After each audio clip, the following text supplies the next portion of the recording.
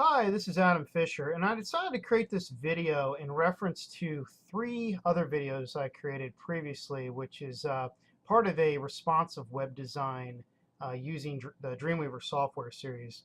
And that is Dreamweaver Responsive Web Design Part 1, Part 2, and Part 3.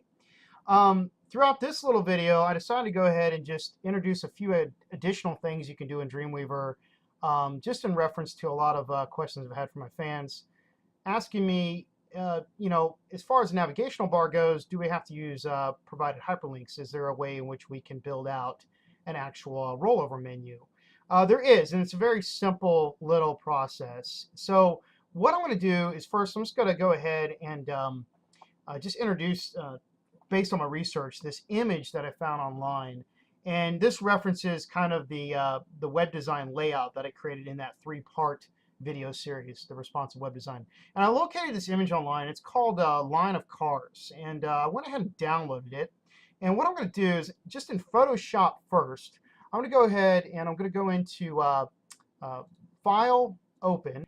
And I'm going to track this file down, and I've found it, and here it is. I've already saved it from the web, and the reason why I really enjoyed this image is it's 1024 by 682. Now that is the width you want, the 1024, because that is the maximum and best resolution to use for web design purposes, and being RGB 72 res. So I went ahead and found this image online, and I'm going to go ahead and bring it in to Photoshop. And I'm going to open it up, and here it is. Now let's first go into what's called image size. And inside this menu, you're going to notice by width, I've got 1024 by 682, which is what was stated. We want 72 res for web, okay? And we're going to hold tight with this image real quick. And what I'm going to do is go back to Dreamweaver here. And based on the video series, what you're familiar with is the responsive website that we built. So I'm going to go ahead and open that up. So File, Open. And I'm going to track down that index page. And when I open it up, sometimes this is going to happen. Your web page is going to open, and you're kind of like, whoa, where did everything go? What happened? Well, it's real easy. What happened is you just lost the linking of the CSS. And the first thing you're going to do is basically, if you notice over here in the CSS Designer menu, I'm going to select CSS, and I'm going to select that menu, the CSS.css. I'm going to hit that little minus key, and it's going to say Remove CSS Source. I'm going to go ahead and wipe it out. And then what I'm going to do is I'm going to immediately go to Add CSS Source. I'm going to go ahead and say Attach Existing CSS File. I'm going to click the Browse tab in the submenu. I'm going to track that CSS file down, which is right here. And I'm going to say OK. And voila, everything's back. Now, not everything's back entirely. Sometimes you lose linking of imagery as well. To correct that, all you got to do is basically just go into your source code. And if you remember from that three-part video series, I've got a div, and it's an image here that we inserted, which was the logo. I'm going to go ahead and select that code between div and ending div. I'm just going to hit delete on my computer inside source code and knock that out entirely. And what I'm going to do is I'm going to build a header image. So I'm going to have this image go across my entire header as opposed to just one logo. So back in Photoshop, we're going to build this image into a nice header. Now, what I want to do first is back in Dreamweaver. You notice I'm bouncing between the software. I'm going to go into CSS. And the first thing I'm going to do is notice that inside the container, we have a width of 80%. I'm going to change this width percentage to 1024 pixels, px, okay? And once I click up here into my project menu, you're going to notice that automatically that update's been made. Perfect, exactly what we want. And the same applies, this little process I'm carrying through, the same applies as just relinking your imagery that's in your sidebar. So, but we're just doing the header in this lesson. And what I'm going to do is go back to source code, and there it is. I'm going to just go to enter that down a little bit, and this is where we're going to insert the actual image, which will be the header, as it reflects the 1024 pixels that we just updated. Notice that the container is 1024 pixels long, but the header itself, the height value, is 150 pixels. So back in Photoshop, I'm going to go ahead and go to File, New. And inside a new project file, I'm going to say I want it 1024. As you can see, I've already got it pretty much set up here. And I want the height by 150. And that's going to be 72 res RGB color. I'm going to click OK. And here is now the dimensions for a header. Now I'm going to take that image called line of cars. I'm going to just click, drag, and float it in my project file here. I'm going to take it, and from the layer, I'm going to click, drag, and drop it into the header section. If I move this thing around, this is what's beautiful, is I can move this image around, and automatically I can just kind of get the part of this image that I want. I'm going to go right down the middle with it just like so. I'm going to go and close this out because we're done here. We've got the other image into our header aspect ratio.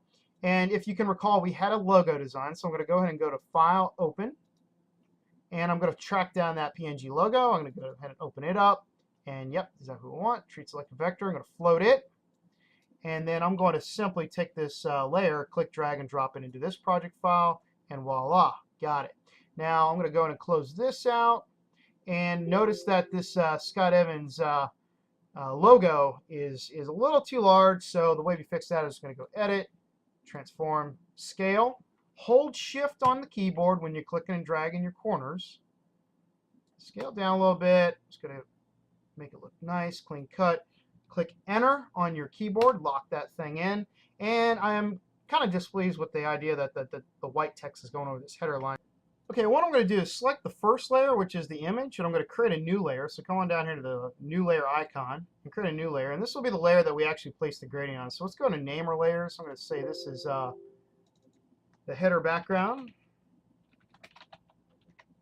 because that was the layer with the image. This will be my gradient, and then this will be my logo. And on the gradient layer, what I'm going to do is I'm going to come over to my tool palette here, and if you notice I have it already selected. I'm going to go in and click and hold it down and just roll out and grab what's called the paint bucket tool. It will appear sometimes as the paint bucket tool, but if you click and hold it down, you can roll out what's called the gradient tool and select it. And the first swatch of color I'm going to select on my gradient is a pure black. So if I click and hold this little swatch down, I can grab a pure black from the color picker menu. And notice that I have my RGB at 000, which is exactly what we want. I'm going to click OK. And then up top, I can grab from the gradient picker. So I have to have this tool selected in order to access this. And if I grab that drop-down tab, comes down, I want to grab the gradient that's color to nothing. Okay, and once that's selected, notice that my gradient looks like so. I'm going to click and drag across with that gradient layer selected in my layer menu. I'm going to click and drag across that part of the layer and hold Shift before I release my click. And it allows me to place this gradient in complete horizontal fashion. I'm going to go about middle of this image, release, and it's going to lay that black gradient in. And voila, there we go. So now the gradient is placed, the logo contrasts against the header very well. And what I'm going to do here is I'm actually going to save this image now as a PNG, and it's going to be my new header, and we're going to place this into Dreamweaver. So I'm going to go to File, Save As, and I'm going to select PNG, because PNG maintains RGB so well. I'm going to name it header. And I'll just go ahead and in PNG options, click OK. Back in Dreamweaver, I'm now going to go over to source code, if you can recall where the header section was. Between that div, which you should have entered down a little bit. If you haven't done so, go ahead and do so. Make sure you have some nice room between the beginning and ending part of this div, and have that cursor flash. Okay, I'm now going to go to Insert, Image, and I'm going to track it down, and here's my header. Click OK, and voila, comes right on over.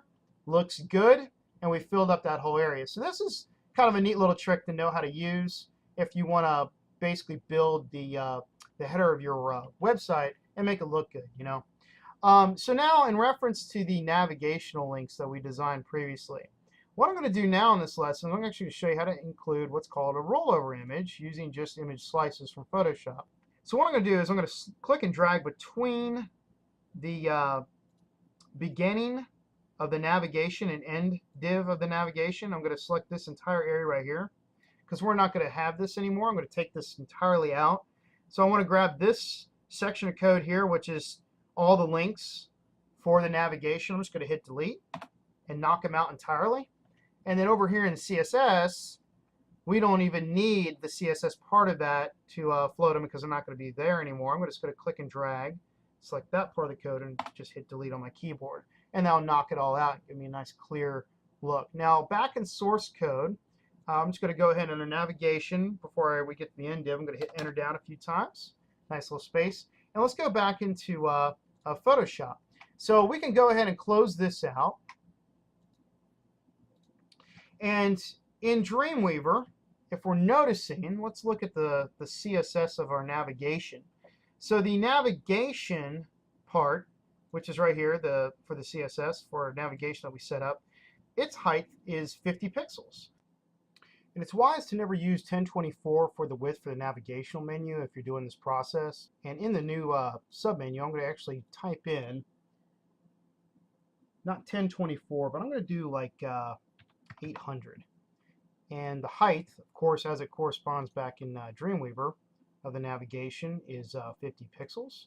So in Photoshop, we're going to do height of 50 pixels, 72 resolution, RGB color, of course, and click OK.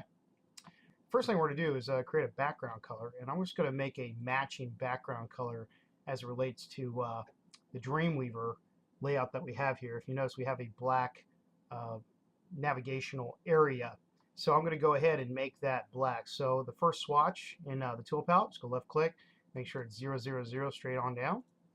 Click OK, and I'm going to come on over and I'm going to switch my gradient tool to the paint bucket tool and just left click and drop in a black. And then immediately I'm going to go in and just create a new layer to get something going. And I'm going to go on down to the text tool and I'm going to flip that to where the white swatch is the foreground, because that's the color it's going to be. Make sure we got pure white. 255 straight down, perfect. And then I'm going to actually take the text tool and just left click and I'm going to type in home. So I'm going to build my navigational buttons across this aspect ratio, and this is going to become the navigational bar. Now, if you notice, I've just created the home type, and I'm using Helvetica World. You can do any font you want in this case. It's not even on the level web-safe fonts. Basically, it's just going to create it, and it's going to export it out as a PNG image. So anyway, whatever you want to do, you could use any font of your choice if you choose to use this process. So Helvetica World, that sounds good to me, and I'm going to just go ahead and lock that in on home, make sure it runs down the middle. And you can right click and just go to duplicate layer on the home layer, and we can make a home copy, and then I can use the selection tool just to left click drag. If I hold shift, it goes complete parallel right across. Let's see, this looks good right here. And let's see, the next button in order was About Us. All right, left click. I'm going to just go to right click, duplicate layer, right copy, left click and drag. Copy comes out, hold shift. And this is pretty cool. In Photoshop, the newer versions actually come up, it finds the like measurements, so it makes it pretty easy for you. And this one, if you can recall, I believe this was inventory. Okay. And this one, I'm going to double click the little T in my layer and name it contact. Okay, so now our navigational is set up. Now I want to go ahead and go to View and make sure Rulers is turned on. If you don't see the rulers, it'll look like this. So make sure you go to View, Show Rulers, which is right here, and make sure we have a rulers, because rulers allow us to create guides. So I'm going to go ahead, and if you notice, the line of guides right here running vertical appears left of my tool palette here. I'm just going to use the selection tool, left click and drag outside this area within this ruler measurement. As soon as I left click and drag, a guide comes out. I'm going to place guides across my layout using the vertical rulers. Left click and drag and create. I'm going to create 3 of them, and they're going to land right across my navigational bar. And with that said and done, this will allow us to create perfect slices. I'm going to show you how to export these out. Now, what I want to do real quick is I'm going to go to File, Save As. I'm going to save this PSD layout. So I'm going to go File, Save As. And inside the menu, I'm just going to name this Navigation Setup. Okay. And then we're going to save as a PSD document, Photoshop document. All right. And then with that said and done, I'm going to go ahead and I'm going to set up the slices. Now, this indicates what your buttons are going to look like in the color they are before we roll over them. And then we're going to create the slices, export it out, and then we're going to go back and basically recreate it and show how we want it to look when we do the rollover effect. At this point in time, if you want to add any additional clever design to your navigational menu, you're welcome to. You could create like I don't know, another shape, like some kind of border almost. If you wanted to create a I don't know, like a area. Let's say if I was to merge this, using your Photoshop skills. I'm not going to go into Photoshop heavy in this video. I'm assuming that you already have a pretty good, well-rounded knowledge of Photoshop. But you would do things like so. And you can make like really cool border effects, whatever you choose. Don't forget about your FX menu. If you're interested in learning more about Photoshop, you can always look at my Photoshop series. I have a 10 to 11 video series that runs through how to use Photoshop. I'm just adding like a really cool effect. But you would want to set up all these kind of really neat effects before you do any slices. Okay, so I'm just kind of showing you a really quick little process. I built like a really neat little border there, But anyway, I'm not going to use that for this lesson. We're just going to keep it pretty simple. All right, so anyway, I'm going to go ahead and set up the slices. So I'm going to go into the crop tool. Now, to do that, the crop tool is actually right here in the tool palette. So I'm going to go to the crop tool, and if you click and hold down this crop tool, it's going to roll out a submenu of properties. I'm going to go to what's called the slice tool. And I want to make sure that snapping is turned on. So if I go to view and I look at the snap setting, that snap setting's got to be turned on. And I'm going to left click and drag. And here's what's really cool. When I left click and drag, it's going to snap to this guide. So I'm going to start outside of this aspect ratio. Even though I left click and drag outside of it, it's going to snap to that guide. And if I release, it understands to make the cut with inside the aspect ratio to that guide. Pretty nice. I'm going to left click and drag from the corner of the slice, the last slice I made. Now notice it has a ability to modify the slice. See, I can always modify my slices. It's not what I really want to do. So you got to be kind of careful, but you want to make sure that it doesn't look like a move tool, but it looks like a little slice icon over the corner. I'm going to left click and drag. I'm going to create another slice. Even if I go outside, it's totally fine. And I'm going to snap it to this other guide, release, and it's going to make a slice there over the about us. And then I'm going to go ahead and make sure my slice icon's active. I'm going to left click and drag from the corner again, repeat the process so I get a slice run inventory, and I'm going to do the same for contact. And I have my 4 slices made. If I go to the selection tool now, what we're going to do is I'm actually going to export this out. And Photoshop's going to understand how to export out each one of these as its own separate PNG, which is really, really nice. So I'm going to go to File, and I'm going to go to what's called Export, and I'm going to go to Export Save for Web Legacy. And I'm going to select this option. And in here, if you notice, it already understands that if I select them, that these slices are being made. Okay, this is exactly what I want. I'm going to select what's called PNG 24. Perfect. And I'm going to go ahead and click Save. And we're going to indicate where we want this to go out to. So it's going to come out as an images folder. And what I want to do, because you see how it says images only, I want to create another folder inside my root folder. And I'm going to name this buttons. Or let's say buttons setup. Let's keep it all lowercase. Forgot about that part for web design purposes. And I'm going to actually save it inside this button setup. So I'm going to click Save. And it's going to reach out to there. Now, if I go into that folder, let's take a look here. There it is. Okay? And if we take a look, it's already naming it based on the Photoshop name. Now, we don't want to have this as the naming convention because that could be very confusing if we were to upload these to a web server. So I'm going to go ahead and select the first one, and I'm going to basically change. I'm going to name this Home and hit Enter. And then I'm going to find the About Us. I'm going to rename it About Us. Hit Enter and get those named accordingly. All right, looks good. So back in Photoshop, now what I want to do is set up what I want this to look like if we were to roll over. So I'm just going to basically go to Home, double click the T on the layer, and allows me to select it. I'm going to say just go to red, because that kind of relates to the theme that we're designing here. So we change the color to a pure red. That would just be a 255 with a 00. For a pure red. Got it. And now what I'm going to do is just repeat the process. I'm going to go File, and I'm going to Export, save Web for Legacy, and we're going to make sure all our slices are active. Yep, we're good to go. Looks good. Hit Save. And we're going to go out to the Images folder, and we will probably need to rename this folder. Let's name this Buttons. And notice I created a folder named Images folder, so you might have to rename that folder that we actually had those images export out to. And I'm going to actually save it here. Hit Save. And let's go back in the Button Setup folder. If you notice, there they are. So it exported them all out as individual PNGs. Exactly what we want. Buttons, I'm going to rename this folder. It's going to come out by default named Images folder. So you got to make sure you rename it. Let's call this Buttons Rollover.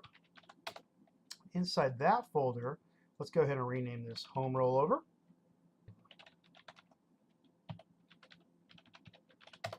Okay. So everything looks good. Back in Dreamweaver. Now, if you notice, we've got our navigational div already created. If you watch the other series of videos, so I'm going to go into source code, and the height is 50 pixels. I'm going to go into source code, and back here, now what we're going to do is I'm going to just move my cursor. I'm going to left click so my cursor is active between the div for the navigation. It's the idea for navigation. And if I have left click and this is flash, I'm going to go into what's called Insert. And we're going to go down in the newer versions, you go down to HTML, okay? In other versions, you'll just find Rollover Image in this menu, which is the past versions. But I'm going to go to Insert, because I'm using the newer versions, HTML, and I'm going to scroll on down to what's called Rollover Image. And this little submenu comes up. I'm going to name this Home, because we should provide a name. Alternate text is very important because this indicates when the little mouse pointer rolls over an image that's on your web page, the alt text comes up and says Home. So you want to make sure you name it. So I'm just going to basically just go Control or Command C, left click in here and go Control V or Command V and give it the alternate text name. Same thing. Original image, well, this indicates what it's going to look like before it rolls over. So I'm going to click the Browse tab. Button Setup, and inside the Button Setup folder, there it is. So I'm going to select the Home button, what it looks like, click OK. And now we got to do the rollover image, so I'm going to click the Browse tab next to Rollover. And we're going to go into Button Setup again, and under Buttons Rollover, that's what it's going to look like when we roll over. And then the when click go to URL, that Browse tab is indicating when this button is selected, we want it to go to the index page, which is our home page. And I'll click OK. And click OK. And now you should see inside the div for the navigation that the code is there and the rollover is applied. If I hover over it, you'll see just in the little preview menu, it's changing color. It's changing to the rollover setting, which is exactly what we want. So I'm going to go ahead and back in the navigation menu, I'm just going to simply make sure that you'll see where the ending div is. Always come back to this and hit enter down a few lines, and then go right back up to the top. So in my case, it's 42, line 42. Make sure my cursor's flashing there. I'm going to go back into Inserts, and I'm going to go to HTML, and I'm going to go to what's called Rollover Image, and I'm going to repeat the process. So this one, if you recall, is About Us. Original image. I'm going to do this pretty quick now because I think you've got the concept, but I'm going to still carry through the process. So, and for the URL browse, we're going to go ahead and we're going to make that the About Us page. You're going to make sure all your pages are linked accordingly. Click OK. And now the About Us is in. All right, once again, you'll see that div carries back up. You got to enter it down. And let's make that cursor flash right after that one. Go to Inserts, HTML, Rollover Image, and this one's going to be called Inventory. text, browse,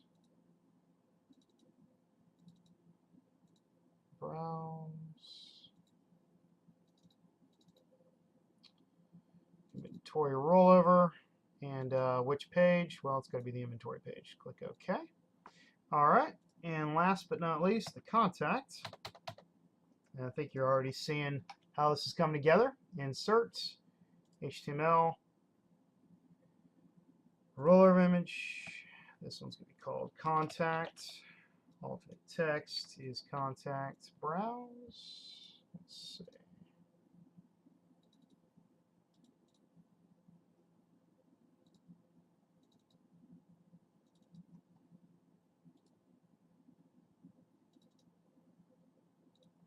And click OK. All right, so now you have all the rollovers in place. And the reason why we did not make the aspect ratio back in Photoshop, go to image, image size. The reason why we made it less than 1024 in pixels is so we know for 100% sure that it's going to fit within that area. And because that background for the nav bar is black, well, it all works hand in hand. So anyway, yeah, I highly recommend never making, if you're going to choose to do the image rollover effect like you just learned, I highly suggest never making it 1024 in length. I've had many occurrences in the past where it swings down and goes on the line below, which isn't what you want. So highly recommend it making less than 1024. 800 will work. You can do a little bit greater if you wanted to, like 900. For the navigation bar that we've created here using the rollover image process. So that basically shows you how you can create some really cool animation effects for your websites. And with all that said and done, that completes pretty much the entire lesson here as it applies to building a navigational bar using the rollover effect. Carrying on, you know, throughout these series of videos I presented to you, this is basically covering the use of HTML and CSS and learning how to code a responsive web design layout. Keep in mind, web design is not very easy. It's extremely challenging, and I've been teaching it for a while now, and it's not going to be something that comes overnight, you know, be able to pick up in just a matter of like a couple years. It's going to take doing it every day. It's going to basically take a course of almost literally 8 to 10 years to be on a level and you know, generating this stuff without having to think twice. This is not very easy. It's extremely challenging. With that said, you know, this is a very nice layout to work with if you enjoy the coding process. Let's say you're still struggling learning other resources and alternatives. I recommend literally taking advantage of site builder websites. Okay, now I have a website that's set up like this. I've been doing this stuff a while. Or other alternatives you can do, which makes it really user-friendly, is take advantage of the site builder websites. Those are Wix.com. Let's take them from the top. I'm going to show you through the rest of this video the ones I recommend if you want to explore these and choose, and then get a functional portfolio website going here, you know, and then use this to present yourself, get the job, and then over the course of several years in your career, constantly be practicing with the HTML and the CSS until you feel more confident. Wix.com is well known. I have a Wix website. I choose to keep it just so I'm staying up to date with all the technology as much as I can. Wix is absolutely wonderful. They have templates. You even get to pick, you know, which kind of profession are you looking for here? You notice I have designer. I could do a portfolio website right here, and Wix has so many templates. It's an easy to learn, pick up. It's an upload, select this image, I want this here process. Very easy. Another one you can look into that I recommend is dunks.com. This is one that has had a student of mine come across, and they introduced it in one of my online teaching courses, and I thought this was really, really awesome. This is a great website to take advantage of if you're looking to find a web builder website where you can select templates. You can see that you can choose your template here. You go through the whole process. It works just like Wix, and you got enough server space to play around with and use for you know, whatever you intend to do. You want to upload files and save them to web servers. That's it's got all those capabilities. So dunk.com is a really awesome website. This one is very interesting. This is called oneand1.com. Okay, oneand1.com. This one's really good as well. If you go to websites tab, after you get everything set up, you can see that it has a build your own website with one-on-one my website. If I go there, you can go on down, and sure enough, they have really good templates to choose from. I mean, look at this one right here. You know, whatever you're looking for that's going to fit, you know, a portfolio website. I mean, this right here, just this health and beauty, looks like something you could transform very easily. So this is a really good alternative as well. This one, sitebuilder.com, I recommend looking into. Click here, get started. You go through, you choose your domain, and you pick your template, and you launch your website. Very easy, just like Wix. This might be something.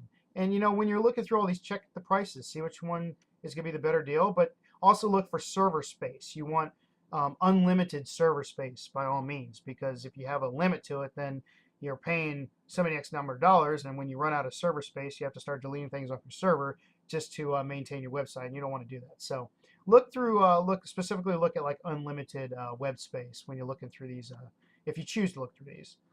Another one, Sitelio. This one's pretty cool. Create my website, very user-friendly. You know, select a template. If I click that little create my website tab, look at all the templates they have.